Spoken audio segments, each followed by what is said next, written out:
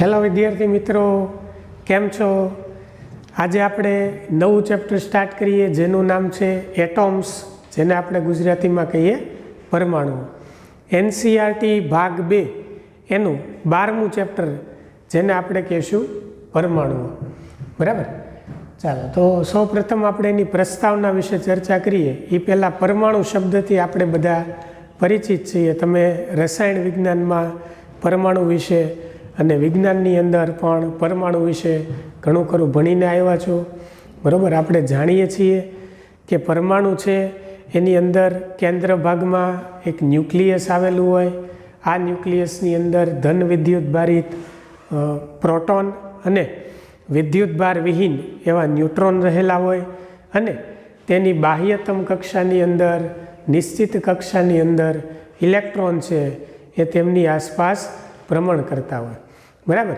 ઇલેક્ટ્રોનને ઉર્જા મળતા તે પોતાની એક કક્ષામાંથી બીજી કક્ષાની અંદર સંક્રાંતિ કરે છે. બરાબર? તો સૌપ્રથમ ન્યુક્લિયસ વિશે સમજૂતી લેતા પહેલાં આપણે પરમાણુ વિશે સમજૂતી લેશું. એટલે પહેલાં પરમાણુ ચેપ્ટરનો અભ્યાસ કરીશું, ત્યારબાદ ન્યુક્લિયસ ચેપ્ટર વિશે ભણીશું. બરાબર? તો પરમાણુઓ જે છે એમાં 19મી સદી પહેલાં ઘણા બધા વૈજ્ઞાનિકોએ પરમાણુવાદ વિશે પોતાની થિયરી રજૂ કરી અને પરમાણુની અંદર શું છે અને પરમાણુ શું છે તે સમજાવવા એમણે પ્રયત્ન કર્યો. બરાબર? તો સૌપ્રથમ ગ્રીક લોકો જે હતા, એ ગ્રીક લોકોએ એવી માહિતી આપી કે કોઈ પણ તત્વ કે પદાર્થ છે, કોઈ પણ તમે પદાર્થ લઈ લો કે તત્વ લઈ લો, બરાબર, આ જે છે એ અવિભાજિત કણનો બનેલો છે, અથવા એને અવિભાજ્ય કણનો પણ બોલી શકાય. બરાબર?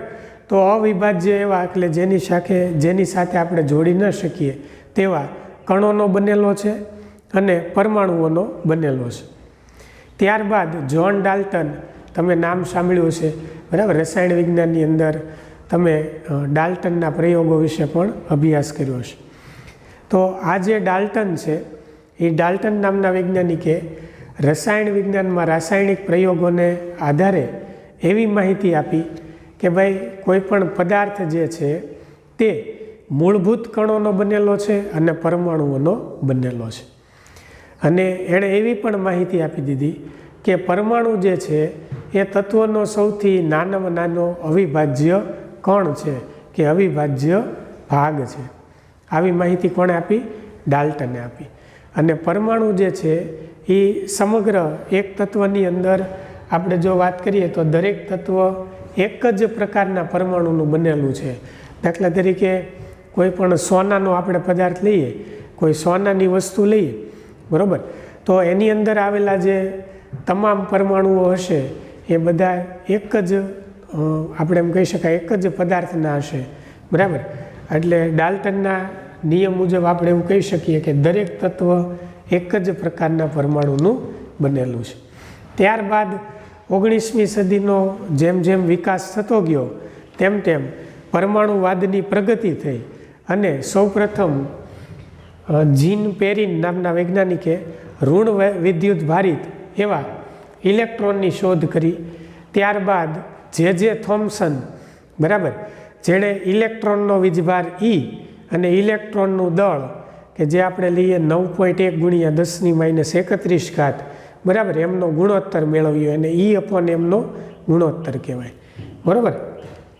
પછી મિલિકાને છે ઇલેક્ટ્રોન પરનો વિદ્યુત ભાર માપ્યો. ત્યારબાદ હેનરી બેકવેરલ અને મેડમ ક્યુરી છે એને રેડિયો એક્ટિવિટી ધરાવતા એની શોધ કરી, ભારે તત્વોની શોધ કરી. બરાબર?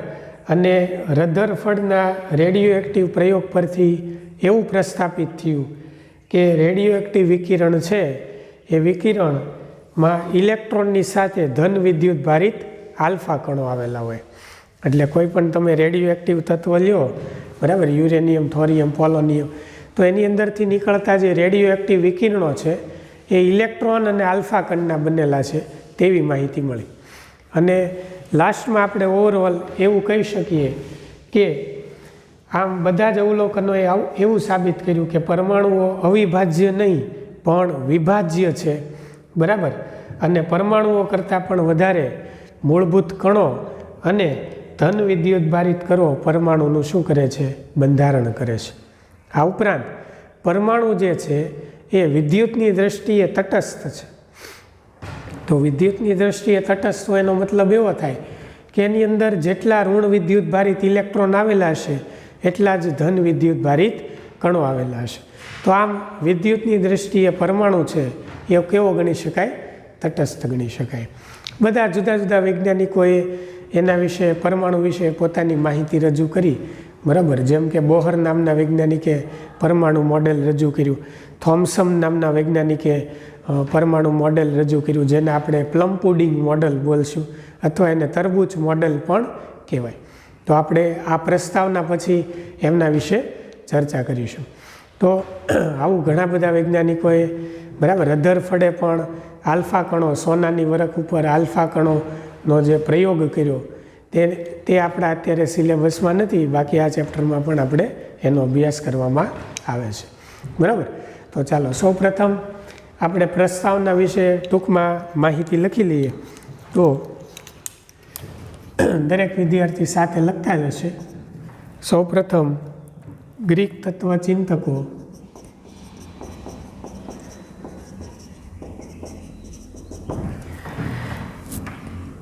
તત્વચિંતકોએ સૌપ્રથમ સૂચવ્યું કે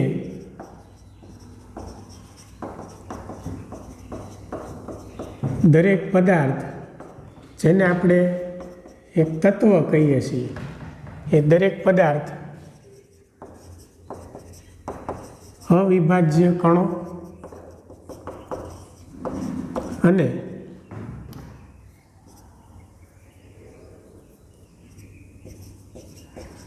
પરમાણુનો બનેલો છે, બરાબર. ત્યારબાદ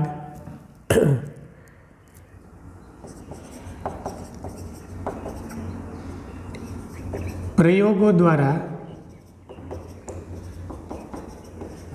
ડાલ્ટને સૂચવ્યું કે ખરેખર દ્રવ્ય એ મૂળભૂત કણો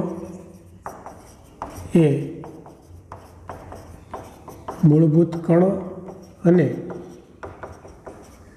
પરમાણુનું બનેલું છે.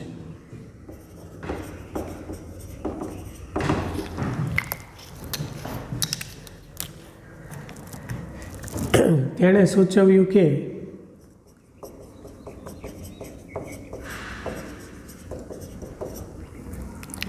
પરમાણુ એ તત્વનો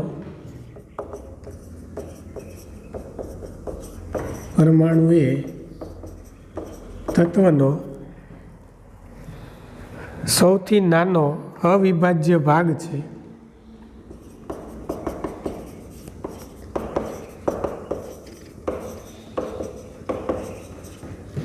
અવિભાજ્ય ભાગ છે કે જે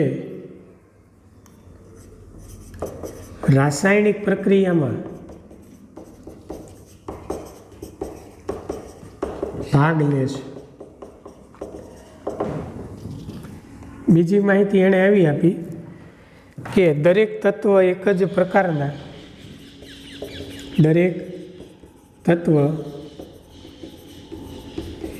પ્રકારના પરમાણુઓનું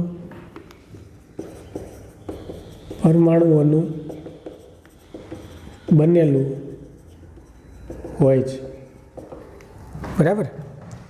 ત્યારબાદ 19મી સદીના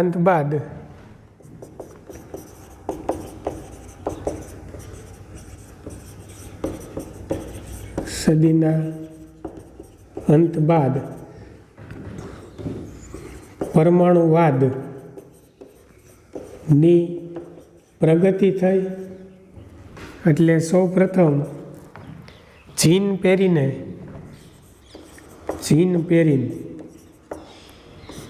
ઋણ વિદ્યુત ભારિત ઇલેક્ટ્રોનની શોધ કરી. ઋણ વિદ્યુત ભારિત ઇલેક્ટ્રોનની શોધ કરી.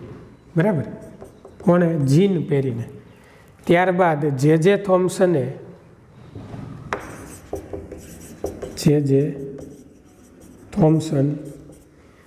થોમ્સને ઇલેક્ટ્રોન પરના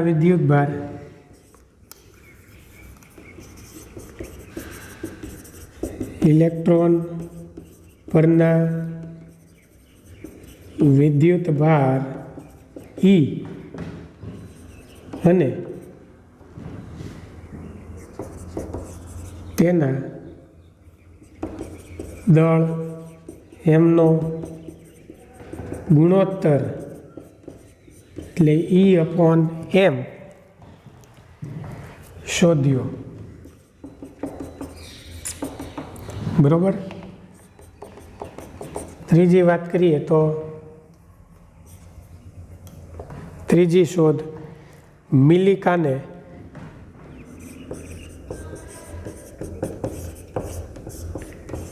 ઇલેક્ટ્રોન પરનો વિદ્યુતભાર માપ્યો. બરાબર. ત્યાર પછી હેનરી બેકવેરેલ અને મેડમ ક્યુરી એ ભારે તત્વોમાં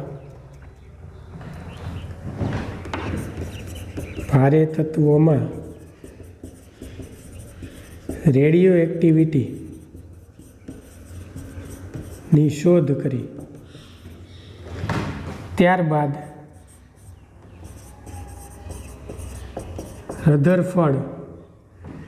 રધરફર્ડે એવું સૂચવ્યું કે રેડિયો એક્ટિવ વિકિરણમાં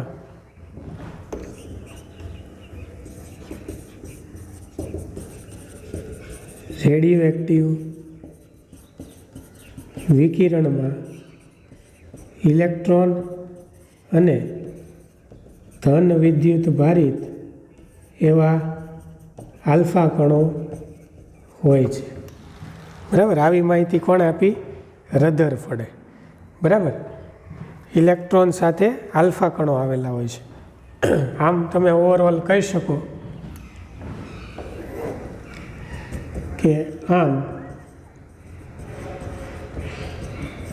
પરમાણુ છે એ પરમાણુઓ વિભાજ્ય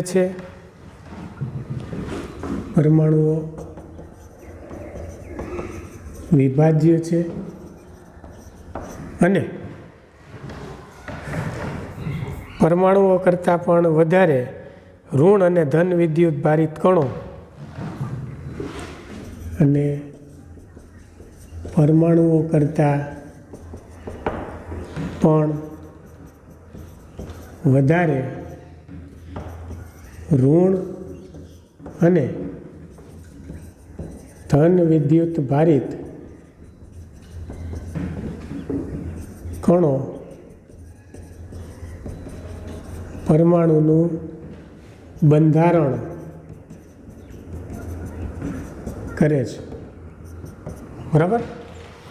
નેક્સ્ટ મુદ્દામાં આપણે લખીએ પરમાણુઓ વિદ્યુતની દ્રષ્ટિએ તટસ્થ હોય છે.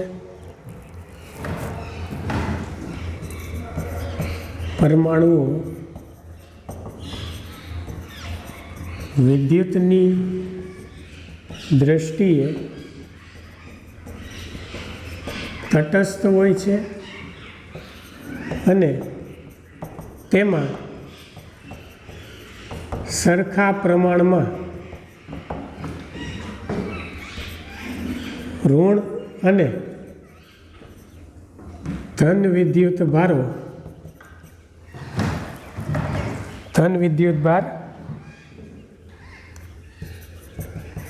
હોવા જોઈએ.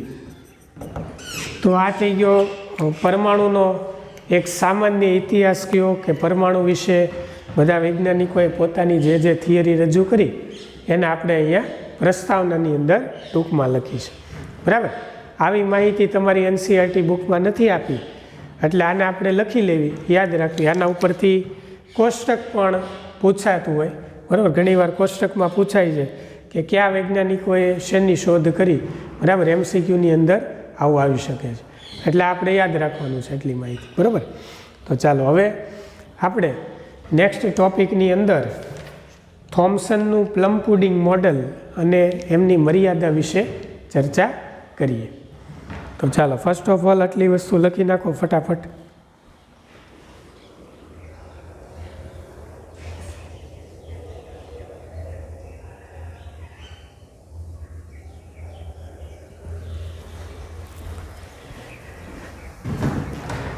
ચાલો નેક્સ્ટ ટોપિક આપણે જોઈએ થોમ્સનનું plum pudding model.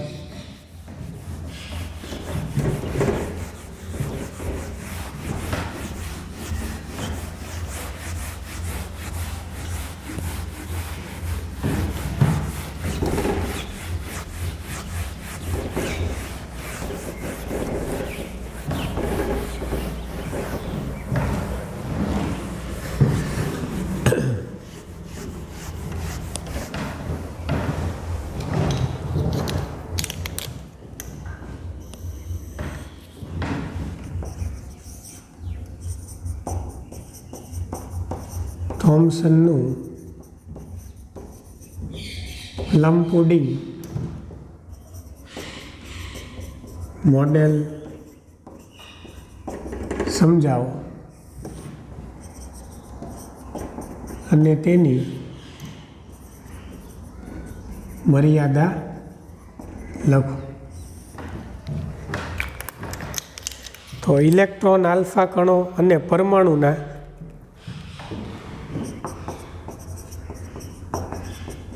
Electron, alpha કણો અને પરમાણુના વિદ્યુતકીય તટસ્થતાની શોધ સૂચવે છે કે પરમાણુ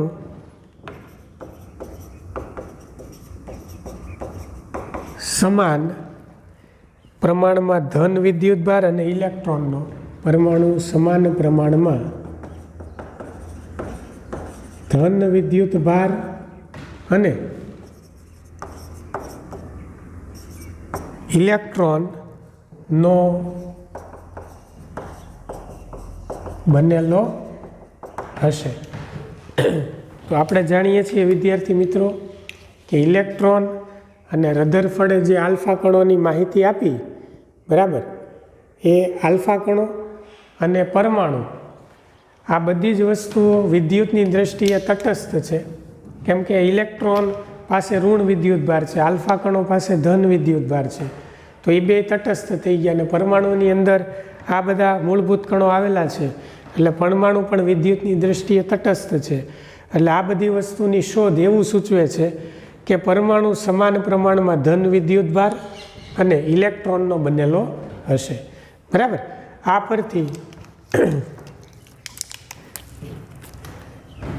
આ પરથી થોમ્સને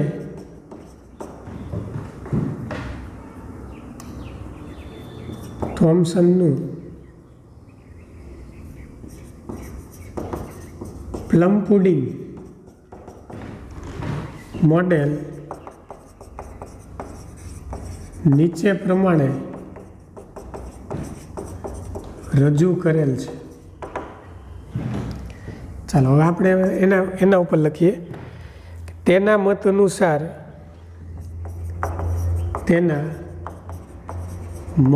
અનુસાર પરમાણુનો ધન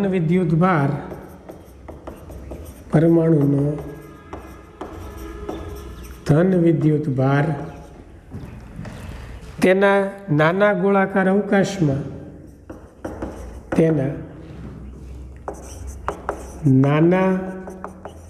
ગોળાકાર અવકાશમાં સમાન રીતે વિતરિત થયેલો, વહેંચાયેલો હોવો જોઈએ. સમાન રીતે વહેંચાયેલો હોવો જોઈએ અને ઇલેક્ટ્રોન તેમાં ચોક્કસ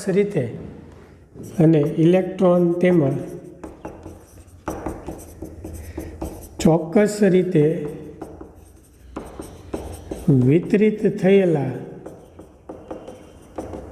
હોવા જોઈએ. આવી માહિતી કોણ આપી?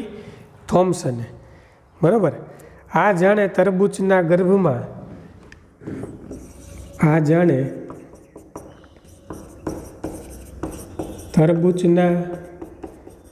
ગર્ભમાં ખોસાયેલા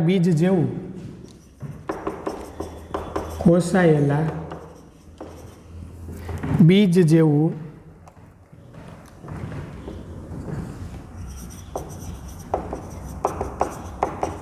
હોવાથી આ મોડેલને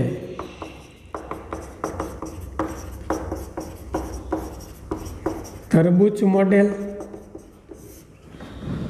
અથવા પ્લમ પુડિંગ મોડેલ કહે છે. બરાબર. જો છોકરાઓ સમજી લો, પહેલાં આપણે લખી લીધું, હવે આપણે સમજીએ. તેના મત અનુસાર પરમાણુનો ધન વિદ્યુતભાર તેના નાના ગોળાકાર અવકાશમાં સમાન રીતે વહેંચાયેલો હોવો જોઈએ. એટલે એણે પરમાણુને આવી રીતે રજૂ કર્યું. માની લો કે આ એક પરમાણુ છે, અહીંયા દોરીએ આપણે. ચાલો, ફોર એક્ઝામ્પલ આ પરમાણુ છે આખો સમગ્ર. આ બધો ધન વિદ્યુતભાર છે માનો કે. બરાબર. બધી બાજુ સમાન રીતે ધન વિદ્યુતભાર છે એ નાના ગોળાકાર અવકાશમાં સમાન રીતે વહેંચાયેલો છે માનો કે.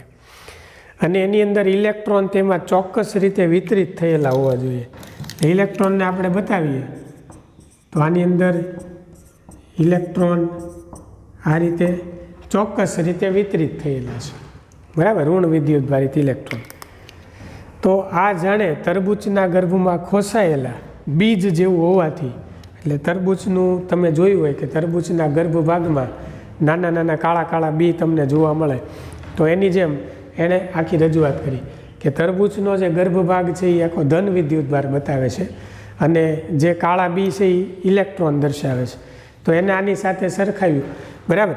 તો આ મોડેલને તરબૂચ મોડેલ અથવા પ્લમ પુડિંગ મોડેલ કહેવાય. બરાબર.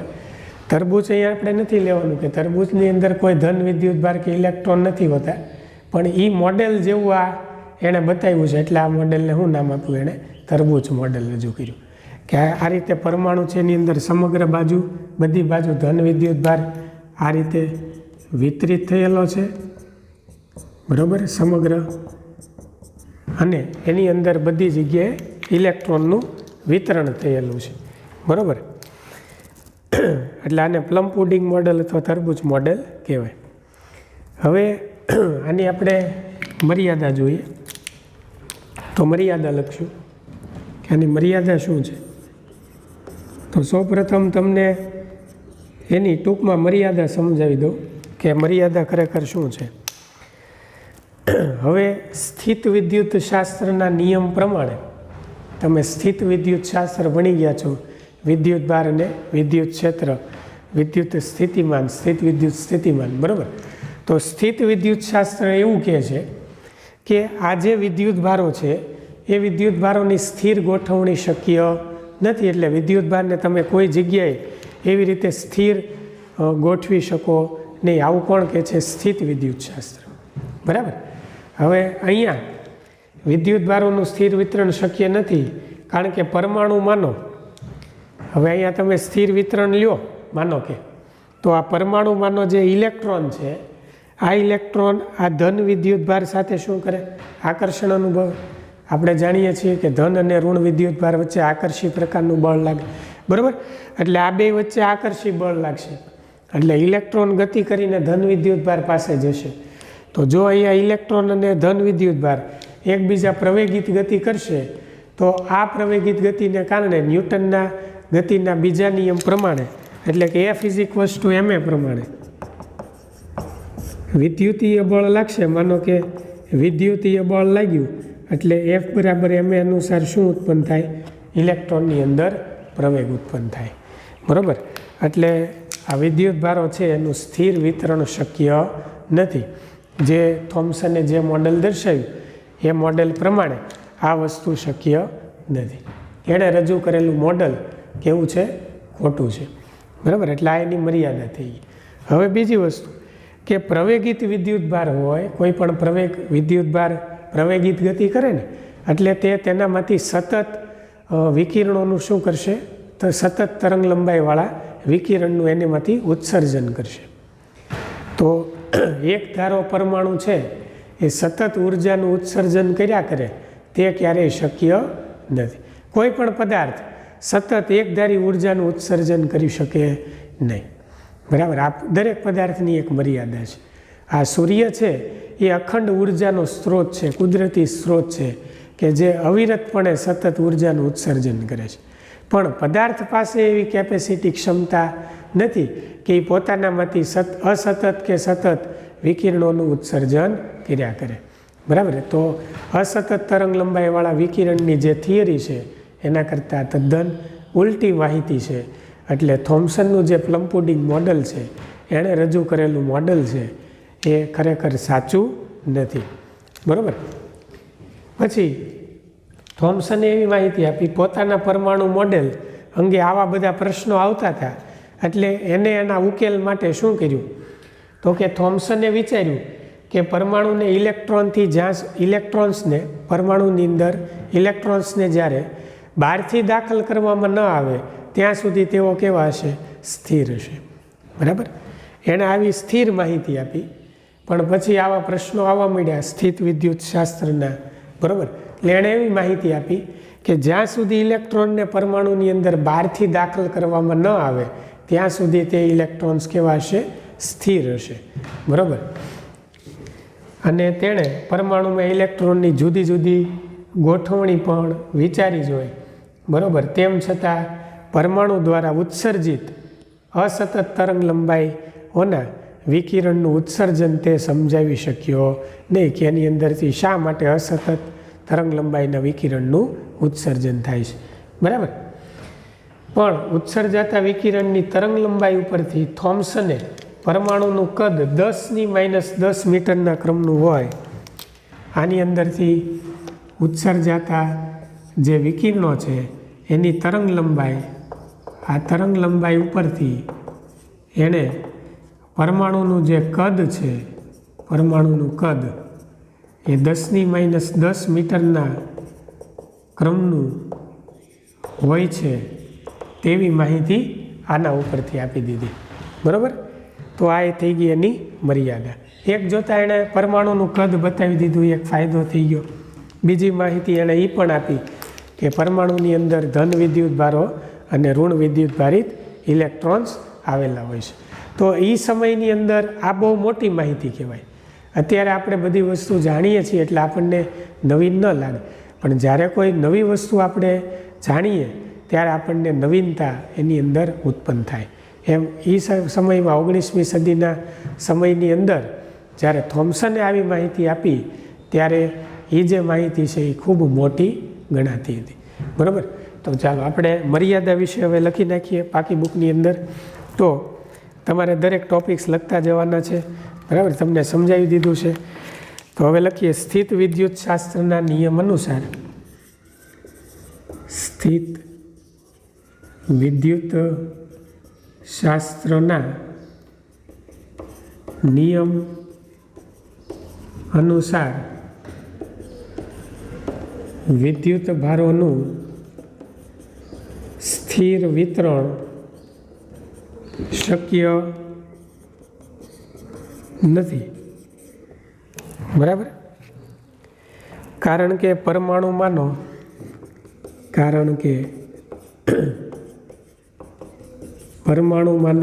ઇલેક્ટ્રોન એટલે E- ધન વિદ્યુત ભારને કારણે કુલંબીય બળ અનુભવે છે.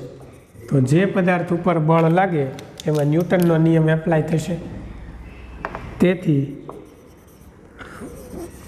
ન્યૂટનનો નિયમ, ન્યૂટનના ગતિના બીજા નિયમ મુજબ ઇલેક્ટ્રોન પ્રવેગિત ગતિ કરશે. બરાબર. તેથી આ મોડેલમાં સૂચવેલ ઇલેક્ટ્રોન અને ધન વિદ્યુત ભારોનું વિતરણ ઘણું અલગ છે. તેથી અહીં દર્શાવેલ મોડેલ ઘણું અલગ છે. આ એની મર્યાદા થઈ ગઈ. બરાબર.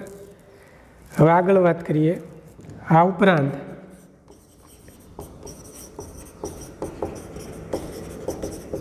મેક્સવેલના વાદ અનુસાર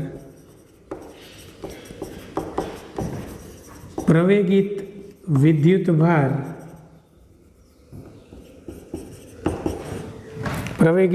ભાર સતત રીતે વિકિરણ એટલે કે ઉર્જાનું શું કરે છે?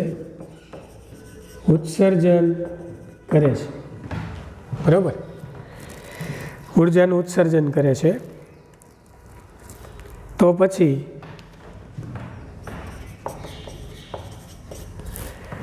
કેવી રીતે સ્થિર પરમાણુ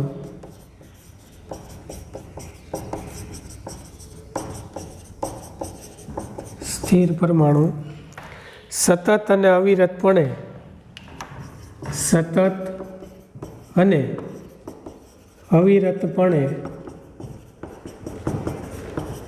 ઉર્જાનું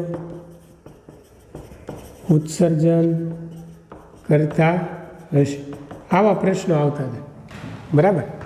સ્થિર વિદ્યુત ભારો, અહીંયા થોમ્સને એવું કીધું કે વિદ્યુત ભારો અંદર સ્થિર છે. બરાબર. આ રીતે સ્થિર છે. તો સ્થિર વિદ્યુત ભારો સતત ઉર્જાનું કેવી રીતે ઉત્સર્જન કરે?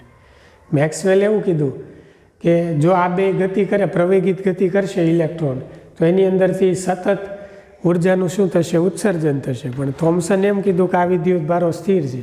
તો ક્યારે સ્થિર વસ્તુ સતત ઉર્જાનું ઉત્સર્જન કરી શકે નહીં. એટલે આ પ્રશ્ન ઊભો થયો. એટલે આવા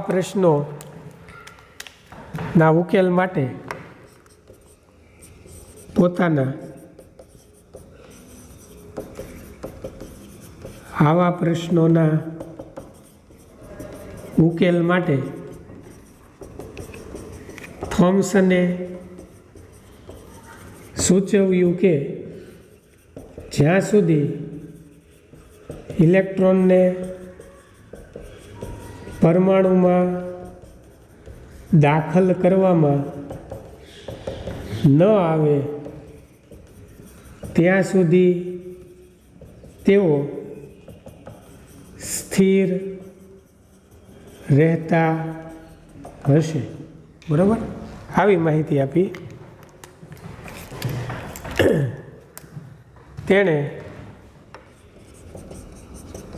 પરમાણુમાં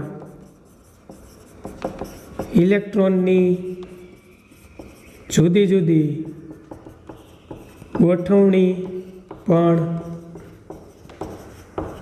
સમજાવી. બરાબર. તેમ છતાં પરમાણુ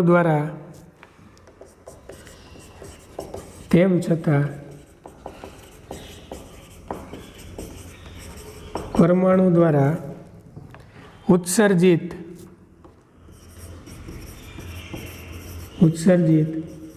અસતત તરંગ લંબાઈ એટલે જુદી જુદી તરંગ લંબાઈના વિકિરણનું ઉત્સર્જન સમજાવી શકાયું નહીં. બરાબર. વાસ્તવમાં કોઈ પણ પરમાણુ હોય ને એની અંદરથી અસતત તરંગ લંબાઈના વિકિરણનું શું થતું હોય? ઉત્સર્જન થતું હોય. તે માહિતી થોમ્સન સમજાવી શક્યો નહીં. હા, પણ તેણે ઉત્સર્જાતા પરંતુ તેને ઉત્સર્જાતા વિકિરણની તરંગ લંબાઈ પરથી પરમાણુનું કદ 10⁻10 મીટરના ક્રમનું હોય છે તેવું રજૂ કર્યું. બરાબર. તો આ થઈ ગઈ થોમ્સનના પ્લમ પુડિંગની માહિતી. બરાબર. આકૃતિ માત્ર જાણકારી માટે છે. હવે નેક્સ્ટ લેક્ચરથી આપણે રધરફર્ડે પરમાણુનું ન્યુક્લિયર મોડલ કયા પ્રયોગને આધારે આપ્યું તેની માહિતી જોઈ અને ઇલેક્ટ્રોન કક્ષાઓ વિશે સમજૂતી મેળવશું.